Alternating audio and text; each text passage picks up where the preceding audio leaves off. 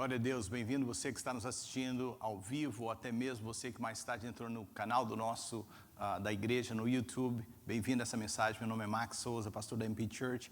É um prazer estar com vocês aqui hoje. Hoje eu tenho uma mensagem que eu quero compartilhar com vocês. Estamos num mês da nossa igreja que não usamos séries e acabamos por abrir o nosso coração como pastores e trazer mensagens que estão ardendo dentro de nós. E interessante que o Espírito Santo, ele começa a colocar algo em nossos corações e talvez pela prática que temos já de pregar em séries, acaba que essas mensagens, elas se completam, ou se encaixam, ou acabam sendo parte de um mesmo pensamento, uma mesma série. E por mais estranho que pareça, hoje não vai ser diferente. Eu tenho um texto projetado para vocês, vocês que estão aqui me acompanhando, se quiser marcar na sua Bíblia, no seu aplicativo, está no Salmo de número 27. Você que está nos assistindo, eu tenho projetado para você, Salmo 27, versículo de número 11. Diz o texto, e depois eu volto nele mais um pouquinho, mas por agora somente mencioná-lo como abertura a essa mensagem. Diz: ensina-me o teu caminho, Senhor, conduze-me por uma vereda segura, ou por um caminho seguro, por causa dos meus inimigos. Tem algumas perguntas retóricas e eu sei que nesse momento que a gente faz perguntas assim, a gente tem que tomar cuidado e ser sensíveis a pessoas que talvez não tiveram a oportunidade, por várias razões, de crescerem com seus pais. Então, quando a gente faz perguntas, por exemplo, como essas que eu vou fazer, eu quero ser sensível a você, que talvez não foi criado com seus pais. Eu não fui criado com meu pai depois dos 12 anos de idade. Eu sei, às vezes, quando pessoas trazem mensagens falando, seu pai, quando você era jovem, eu não tive essa experiência, e muitos de vocês não tiveram. Então eu quero ser sensível a vocês, quando a gente faz uma pergunta como essa que eu vou fazer agora, eu quero ser sensível a vocês, e tenho vocês em meu coração e claro, uma sensibilidade muito especial quanto a isso. Mas se você teve os seus pais, ou talvez as pessoas que também foram criadas pelos seus avós, quantos se lembram desse tipo de perguntas? Ou desse tipo de recomendações? Não brinque com fogo, porque você vai se queimar. Quantos se lembram disso, né? Parece que é uma coisa, a gente gostava de brincar com fogo, né? Quantos se lembram? Desça daí, senão você vai cair. Até hoje eu falo isso lá em casa. Não corre, porque senão você vai cair. Quantos ouviram isso, né? Não corre, né? Hoje a gente está mandando as crianças correr, porque elas ficam tão paradas. De vez em quando eu falo com as minhas, levanta, corre um pouco, porque vocês estão paradas demais. Cuidado, que é fundo esse rio, essa piscina, esse lago, né? Sempre a gente ouvindo as mesmas recomendações. Cuidado com o cachorro, quando se lembra disso também, né? Eu me lembro cada uma delas, são frases que vieram ao meu coração, dos meus pais me alertando. Todos nós já ouvimos algum tipo de recomendação e de alertas dos nossos pais, seja os nossos avós, as pessoas que nos criaram quando criando. Eu me lembro exatamente de um acontecimento, e alguns de vocês vão se identificar com esse tipo de atividade que na minha região a gente chama de arteira, né? E eu me lembro de uma vez jogar sabão e pó na garagem da minha casa. Quando se lembra disso, né? Gente, isso é muito bom. Filhos, não façam isso, o pastor não está pedindo para fazer isso. Mas como a gente foi criado numa região muito quente, com cerâmica, eu me lembro então de jogar água na garagem e sabão e pó e escorregar. E eu me lembro a minha mãe dentro de casa dizendo, cuidado, vocês vão se machucar, vocês vão se machucar. E meu irmão, quero eu que ele esteja assistindo mais tarde, teve uma brilhante ideia. Pegou a bicicleta dele, já imagina a cena, né? E veio patinar com a bicicleta. Resultado, lhe custou os dentes frontais. Ele caiu, se machucou, foi um custo muito grande para minha família reparar os dentes dele, e o alerta que minha mãe tinha dado, né, para a gente naquele momento ficou como um aprendizado. Quando os nossos pais, as pessoas que estão responsáveis por nós, nos alertam de perigos, não é porque eles não nos querem ver felizes, não é porque eles não nos amam, não querem ver a gente se divertir. Pelo contrário, é porque eles nos amam, querem o nosso bem e querem nos proteger. Quem ama, protege. Quantos sabem disso? Quem ama, guia. E Deus não é diferente, Deus é Pai. Os alertas, as recomendações de Deus não são simplesmente para nos tirar a alegria de viver. Pelo contrário, Deus nos ama e está nos protegendo. Como eu falei com vocês, série de mensagens que eu acabo pregando, mesmo sem perceber, eu estava observando depois que escrevi essa mensagem, como as mensagens que eu trouxe nos últimos 2 domingos, junto com essa, fazem parte de um mesmo contexto. Se você não assistiu, vá lá na nossa página do Facebook, ou até mesmo no nosso YouTube, procure essas mensagens. Eu preguei há 2 semanas atrás uma mensagem falando da armadura de Deus. E por que temos que nos revestir de toda a armadura de Deus? Toda a armadura de Deus, não parte da armadura de Deus, porque nós estamos numa guerra e precisamos de nos proteger, e a única forma de nos proteger nesse contexto de guerra que vivemos diariamente é tendo, possuindo e nos apropriando de toda a armadura de Deus. Depois disso, semana passada eu falei de uma série, de uma mensagem dentro de um contexto, de quase que séries de mensagens de Jesus, que são parábolas de Jesus, em Lucas capítulo de número 15, eu intitulei aquela mensagem, Por que se perdeu? Falando do contexto, por que as pessoas se perdem e qual é as circunstâncias que levam a cada pessoa a se perder. Hoje o tema da minha mensagem, e daqui a pouco você vai entender como ela está vinculada a essas outras, se chama Fique Próximo dos Demais. Fique próximo dos demais. Eu citei para vocês o Salmo no início da mensagem, o Salmo de número 27, verso 11, onde o autor diz, Senhor, falando com Deus, ensina-me ou me ajude, me conduza por um caminho seguro, por causa dos meus inimigos. O autor desse Salmo claramente sabia que se ele vacilasse, se ele saísse do caminho, se ele não seguisse as recomendações de Deus, ele estaria vulneráveis, se fosse o caso da nação falando, aos inimigos. E Israel é uma nação que possuiu e possui vários inimigos. E a gente não vai entrar na questão do porquê, mas a gente sabe que isso é uma realidade. E durante a história de Israel, vou citar apenas alguns. No Salmo de número 83, o salmista cita alguns dos inimigos, você pode observar depois, se você quiser, na sua casa, o Salmo 83, ele fala de vários inimigos que Israel possuiu e, em alguns casos, até possui dentro de outros nomes, com outros nomes hoje, durante toda a sua história. Quem já ouviu falar dos Edomitas, dos Ismaelitas, dos Moabitas, dos Midianitas, dos Amonitas, dos famosos Filisteus, todos esses inimigos constantes do povo de Deus. E não menos importante, um deles chamado Amalequitas. Amalequitas. Eu quero chamar a atenção para esse último que eu trouxe, Amalequitas. E tem uma razão pela qual eu escolho ele como principal de falar hoje, representando todos os demais inimigos. Não que um era mais perigoso ou menos importante do que o outro, mas os Amalequitas tinham realmente uma característica muito peculiar. E eu quero focar neles hoje como parte daquilo que o Senhor colocou no meu coração. Quem eram os Amalequitas? Deixa eu trazer para vocês uma pequena introdução. Alguns acreditam que eles eram possivelmente descendentes de Esaú, um meio-irmão de Jacó. E esse povo foi crescendo naquela região, até mesmo antes do povo de Israel se estabelecer na terra de Canaã. E a Bíblia diz que eles eram nômades. Eles não tinham propriamente um local fixo, eles estavam de locais constantemente se movendo e, interessante, eles tinham uma característica muito peculiar. Eles eram ladrões, eles eram assaltantes, eles eram saqueadores e principalmente daqueles povos mais pobres, mais fracos, menos desprovidos de qualquer poder militar. Então eles sempre estavam ali atacando, tirando vantagem, roubando. Os encontros dos Amalequitas e Israel, vou citar alguns para vocês durante a história. A gente tem Êxodo, no Êxodo nós temos uma história muito conhecida, você vai se lembrar dela. E eu vou ser bem breve na minha mensagem hoje, porque eu acho que ela é bem objetiva, ela é bem clara do que Deus quer falar com a gente hoje.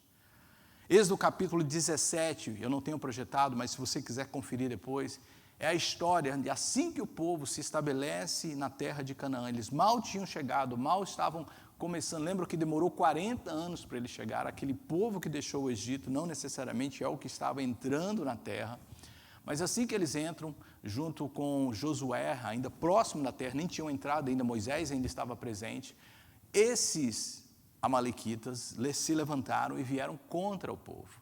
E houve uma grande guerra, e foi necessário que Moisés subisse ao monte, agora vocês vão lembrar da história, e começasse a interceder, porque a batalha que a gente vence pela intercessão. Quantos podem dizer amém? Por isso que nós oramos essa semana, porque estamos numa guerra e precisamos de orar, precisamos de interceder. E diz que os braços de Moisés se cansavam, porque a luta era grande. E quando ele abaixava suas mãos, Josué, que liderava a guerra embaixo, perdia. Mas quando ele erguia suas mãos, ele, mais uma vez, trazia a vitória.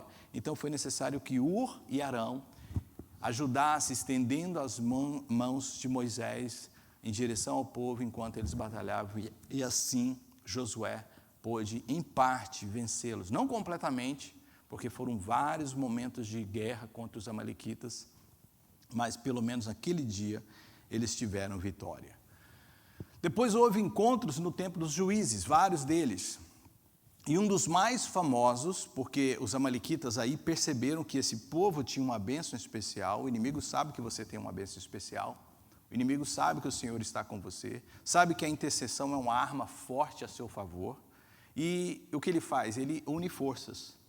Então o que os amalequitas fizeram? Eles se juntaram ao rei Eglon, rei dos Moabitas, depois com auxílios dos midianitas, e criaram um grande exército para vir contra. Agora, já no tempo dos juízes, ainda não tinha a monarquia estabelecida. Israel estava sendo, depois da morte de Moisés e Josué, direcionada ou guiada por homens ou mulheres que se levantaram, Deus levantavam eles para dominar e guiar o povo. E durante um período, sem um desses juízes, sem um desses bravos valentes, esse exército dos amalequitas vieram muito forte, e foi necessário que Deus chamasse um homem chamado Gideão, está em Juízes capítulo de número 6, para lutar contra eles. Gideão era como nós, todos nós, desqualificado, com medo, achava-se incapaz de vencê-los, mas Deus disse: é com você, é com essa tua força que você virá vencer. Deixa eu te dizer uma coisa, é com essa força sua que você irá vencer o inimigo, porque maior é aquele que está contigo do que aquele que está no mundo. Não é o tamanho do exército que vem contra você, mas é quem está com você que te dá a vitória, amém? E naquele dia Gideão então foi fortalecido pelo Senhor, claro, depois de várias indagações, vários questionamentos, várias provas de que Deus estava com ele, exatamente como a gente. E mais uma luta, mais uma guerra, e naquele caso Deus traz uma vitória sobrenatural em favor do povo de Israel. Algumas das lutas foi necessário, sim, batalhas físicas, mas outras foram sobrenaturais, totalmente sobrenaturais. Nós temos as mesmas experiências em nossas vidas. Algumas dessas lutas são sobrenaturais e a gente tem a vitória quando a gente pisca, uau, Deus venceu toda a luta sem que a gente levantasse um dedo. E mais na frente, voltando aí a esses encontros dos amalequitas, nós temos no período da monarquia, no tempo da monarquia. Quando chega o estabelecimento da monarquia, vocês sabem, Deus, por vontade do povo, levanta Saul como o primeiro rei de Israel. Eles escolheram Saul baseado na sua aparência, baseado naquilo que eles acreditavam ser a figura perfeita de um grande rei. E Saul então se levanta.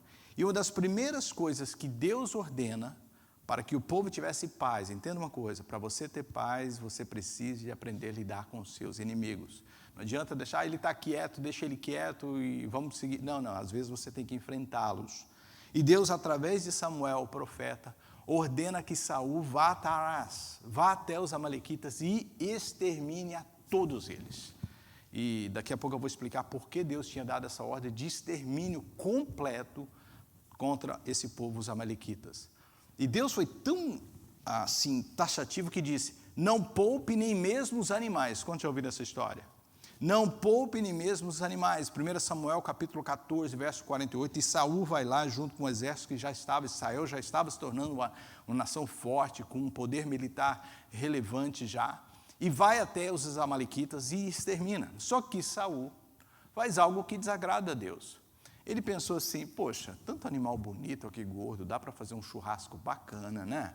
Pensa aí, né? Tanta carne aqui, eu vou jogar tudo fora, matar tudo. Mas Deus pediu que sim, exterminasse. Mas Saul pensou, não, eu tenho uma tremenda ideia. Nós e nossas ideias. Diga comigo, nós e as nossas ideias, né? E aí, quando Saul foi chegando, se aproximando, Samuel perguntou, e aí, destruiu os amalequitas? Sim, todos eles. E aí Samuel, parece nossos pais, né? Fazendo aquele tipo de pergunta. E o que é esse barulho de gado e carneiros que ouço atrás de você? Mas a gente tentando explicar, né? O inexplicável, o que não tinha como se explicar. Deus diz claramente, não foi necessário, não foi a ordem que eu te dei, porque você desobedeceu, e foi um dos pontos cruciais no ministério, na carreira de Saul, essa desobediência. Foi necessário que Samuel cumprisse o que Saul não fez, matasse todos os animais, inclusive o rei, né, que estava sendo poupado, o rei Agag, que estava sendo ali poupado, não sei como um troféu, o que Saul tinha em mente, mas até o rei ele trouxe, e Samuel disse, não foi isso que Deus mandou. E nós precisamos de aprender a ouvir as instruções de Deus.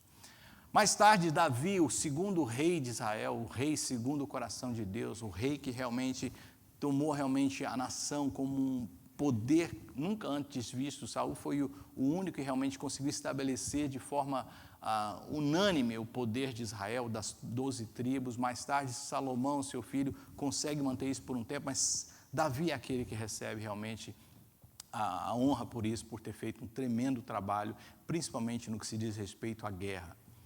E não que Davi se interessou em ir atrás dos amalequitas, mas houve um incidente que deixou Davi por aqui.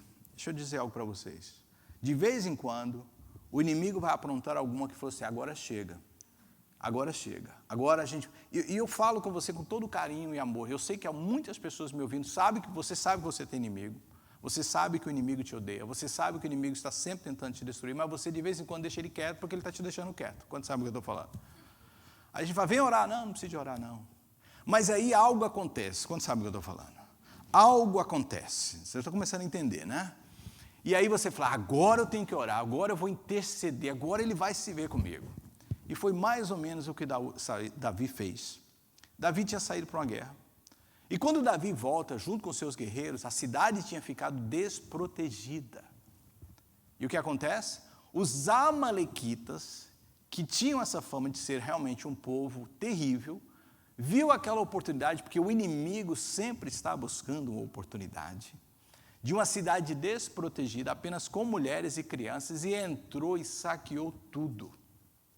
A cidade de Ziglac foi totalmente destruída, ao ponto que quando os soldados estavam voltando, de longe eles viram a fumaça subindo da cidade, daquilo que restou da cidade.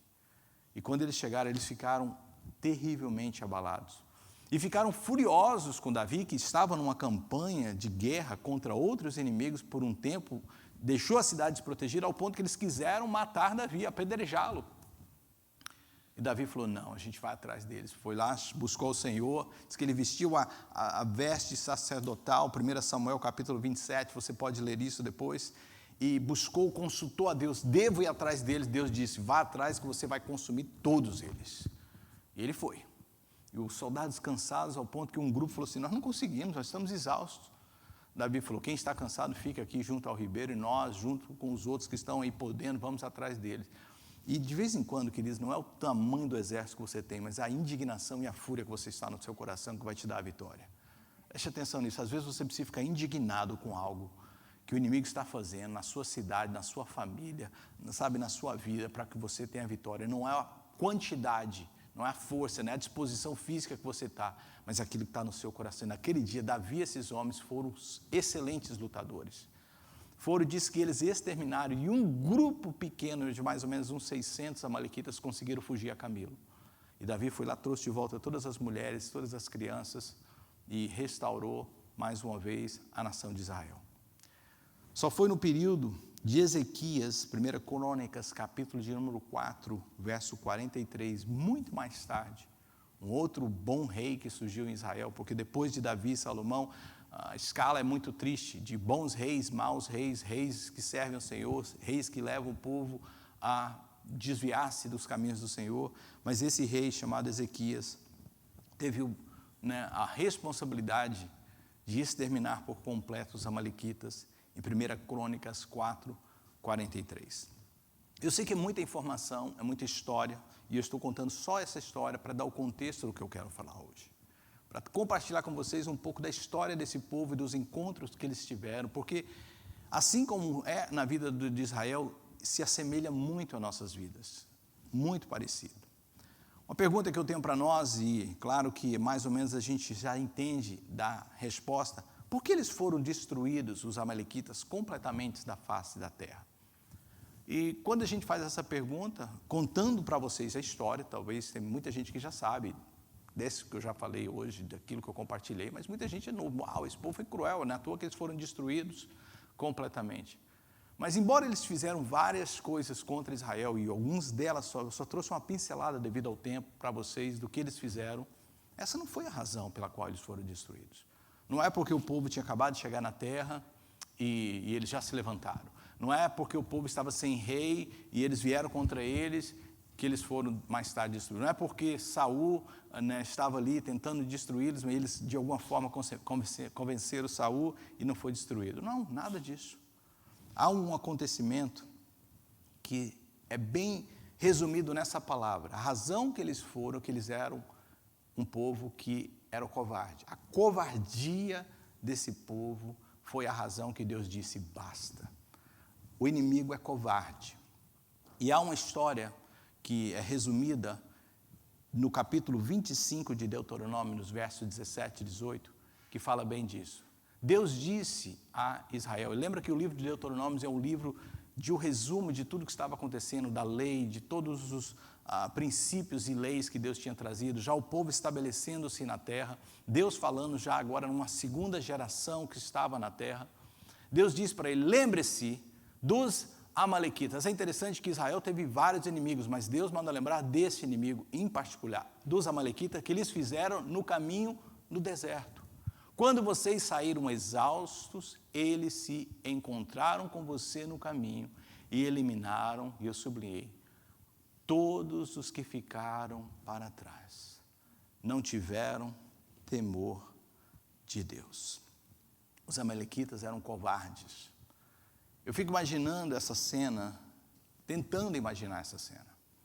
A nação de Israel, ainda escravizada, ainda com a mentalidade de escravos, saindo do Egito, não sendo militarmente segura de si, podendo se proteger, um povo que sempre foi oprimido, um povo que sempre vivia debaixo de fortes pesares, sendo liberto de uma forma poderosa por Deus, de anos de escravatura, saindo do Egito, começando a caminhar no deserto, que é um lugar difícil. Se você acha que está difícil esses dias para nós aqui, com temperaturas altas, nós não estamos acostumados com temperaturas altas e úmidas, com calor insuportável, com fumaça. Imagine caminhar no deserto, depois de anos de escravatura, de anos de sofrimento. E dentro desse contexto todo, você tem um povo chamado Amalequita, um inimigo que se levanta. E tão covarde que não vai à frente ali, pegando aqueles que estão mais fortes, aqueles que estão adiante do grupo, liderando o grupo. Ele vai justamente na retaguarda, justamente naqueles que estão ficando para trás, justamente naqueles que estão cansados. Claramente o texto diz que estavam exaustos, porque encontravam-se num deserto, caminhando há dias num deserto. E eles, então, se apropriaram dessa situação para trazer dano e destruição ao povo de Israel. Conclusão dessa mensagem, eu quero trazer para vocês o seguinte. 1 Coríntios, capítulo 10, verso 6, você pode ler em casa. Eu não vou ler o texto, eu só vou citar o texto. 1 Coríntios 10, 6, o apóstolo Paulo diz que tudo, se referindo a Israel, num contexto da história de Israel, tudo o que aconteceu com Israel serve como um exemplo. Diga comigo, exemplo. Modelo para nós. A história de Israel é um exemplo para nós olharmos e aprendermos com ela. observarmos o que aconteceu com Israel. Eu não penso assim que Deus falou assim, vou contar essa história dos amalequitas aqui, por simplesmente contar. Eu não acho que Deus permitiu que todos esses acontecimentos que eu citei para vocês estivessem na Bíblia, simplesmente para a gente saber que foi difícil para Israel chegar onde chegou. Simplesmente para nos contar a história que Israel teve vários inimigos, e um em particular com características cruéis e covardes, como foram os amalequitas. Eu acredito, dentro desse contexto de 1 Coríntios, capítulo 10, 6, que Deus permitiu que isso estivesse na Bíblia, para nos mostrar que nós temos um inimigo que é sempre traiçoeiro. Sempre traiçoeiro. O inimigo é traiçoeiro, queridos. E sabe uma coisa? Ele não quer quando você está no seu melhor. Ele não vai te enfrentar quando você está. Sempre vai querer se aproveitar dos que estão fracos, exaustos e que ficam para trás. E eu vou explicar sobre isso. Ele não vai pegar você quando você está, vivendo aquele grande amor e avivamento com Deus. O inimigo foge de pessoas assim. Mas quando, por causa dos desgastes do deserto, desgastes do caminhar, a pessoa vai aos poucos se distanciando, ela se torna presa fácil. Sozinho nós somos presas fáceis. Eu fico imaginando, imagine comigo também essa história do povo saindo. E eles caminhavam em linhas enormes, e os números são questionáveis de quantas pessoas deixaram o Egito. Alguns falam em milhões, outros... Eu me lembro de uma aula que eu peguei com o Beto, muito boa sobre isso, falando dos números da Bíblia, né? De exageros que tinham naqueles dias. A ideia era de trazer quantidades grandes, mas não necessariamente uma preocupação ocidental de números exatos. E alguns falam em 3 milhões, outros 600 mil, mas seja 3 milhões, 600 mil, era um grupo enorme. Imagine nós saindo, quando a igreja está cheia, 300 pessoas, fazendo uma volta, uma passeada sobre a cidade, formando uma linha. Claro que vai ter um grupo que vai estar lá na frente, outro grupo lá atrás. Mas 600 mil pessoas, 1 milhão de pessoas é muita gente. E é normal, depois de dias e dias de caminhada, alguns, por estarem cansados, por estarem sofrendo devido ao calor, ficando para trás, e aos poucos se distanciando, porque quem está na frente, no contexto que eu estou falando, porque está mais forte, está mais com vigor lá em cima. E aqueles que estão justamente precisando de mais amparo, mais cuidado, são os que estão sendo atacados. E eu não preciso compartilhar para vocês como está meu coração de pastor nesses dias. Quem esteve orando comigo aqui ouviu o que eu tenho falado, da minha preocupação, desses cultos online, que embora é uma bênção, eu tenho dito isso, graças a Deus por eles, e nós temos alcançado milhares de pessoas, e eu continuo pedindo que você compartilhe, que nós estamos alcançando, mas Deus nos deu um povo para cuidar aqui, Deus nos deu um povo para caminhar com a gente, aqui em Salto São Francisco. Deus nos deu um povo para entrar conosco na terra prometida que Deus tem para nós. Esse povo estava caminhando em direção a uma terra prometida. Nós estamos caminhando em direção a uma promessa. O céu é o nosso lugar, não é esse mundo. E vem esse deserto enorme que a gente está atravessando. Vem essa situação inimaginável. Eu conversava com uma pessoa ainda há pouco dizendo, querido, daqui poucos dias nós estaremos inteirando 6 meses. Eu espero que não dure 40 anos. Eu nem tenho 40 anos, né? Quem vai entrar então na terra é Josué, porque eu não tenho 40 anos. Mas 6 meses que nós estamos fechados. O nosso último culto presencial foi dia 8 de março de 2020. 8 de setembro vai terá 6 meses. Onde nós tivemos toda a igreja. Depois disso tivemos algumas aberturas com pessoas, o números reduzidos, você conhece a história, 100 pessoas no máximo. E o que eu estou querendo dizer com tudo isso? Esse é o nosso deserto. Essa tem sido a nossa caminhada. E se a gente não se der conta, e eu falo com todos, lembra da mensagem que eu preguei a semana passada, a responsabilidade da ovelha é de todos nós. Um grupo vai ficando para trás, e a gente não vai se dando conta, e quando a gente vê, está sendo atacado pelo inimigo, quando a gente vê a vida financeira, familiar, eu converso com algumas pessoas, e quando eu percebo, eu falo, meu Deus, é exatamente isso, porque Algumas pessoas me disseram, há poucos dias eu tenho ligado para algumas pessoas, pastor, quando eu estava na igreja eu estava mais forte. Quantos sabem o que eu estou falando? Quando eu estava participando dos cultos, eu estava mais pastor, eu fui me afastando e realmente eu fui dando lugar ao inimigo. Eu fui dando lugar. E eu disse, isso não pode acontecer. E embora isso aqui é uma bênção, não muda, não traz o benefício do olho no olho, do andar juntos. Eu dizia nessa semana de oração, é quase que uma cortina está entre nós. Eu não sei quem está daí. Eu não tenho visto as pessoas olho no olho. Alguns fazem um comentário, mas eu não sei, porque não estão todos comentando, não estão todos assistindo, porque é impossível, do tamanho de número da nossa igreja, de você ter 60, 40 pessoas assistindo live.